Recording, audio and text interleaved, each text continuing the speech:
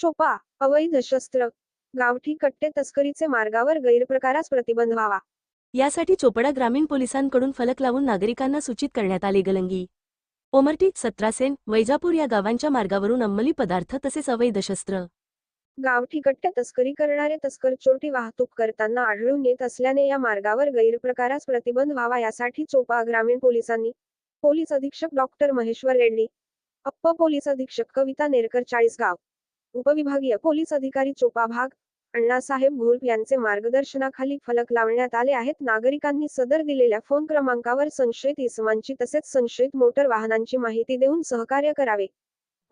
डिव्हिजनचे DySP मान्य श्री अण्णासाहेब घोलप यांनी आम्हास अवैध गांजा आणि अवैध हत्यार वाहतूक खरेदी याच्यावर आळा घालण्यासाठी उपाययोजना करण्याबाबत आदेशित केले होते।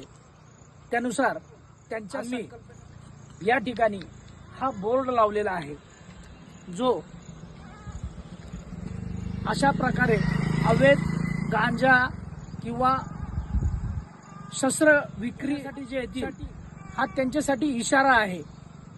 त्याचप्रमाणे नागरिकांसाठी सुद्धा या ठिकाणी पोलीस स्टेशनचा फोन आणि 112 फोन याची माहिती दिलेली आहे। अशा प्रकारे अवैध तस्करी करणारे यांची माहिती दिल्यास त्यांच्यावर कठोरात कठोर कारवाई करता येईल, ही यामागची संकल्पना आहे।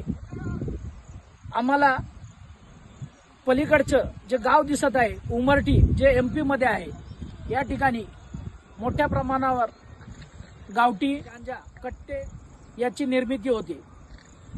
ती चोपडा शहर, चोपडा ग्रामीण मार्गे इतरत्र पोहोचत असते। या गोष्टीला आळा बसावा, उमरटी हा बोर्ड वाचून सावध व्हावे। यापुढे त्यांच्या कोणत्याच प्रकारची गैर केली जाणार नाही।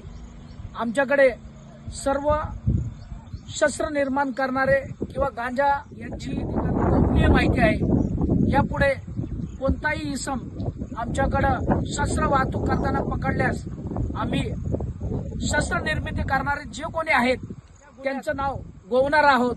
त्यामुळे हा त्यांना सावधानतेचा इशारा आम्ही ह्या बोर्डामार्फत देत आहोत।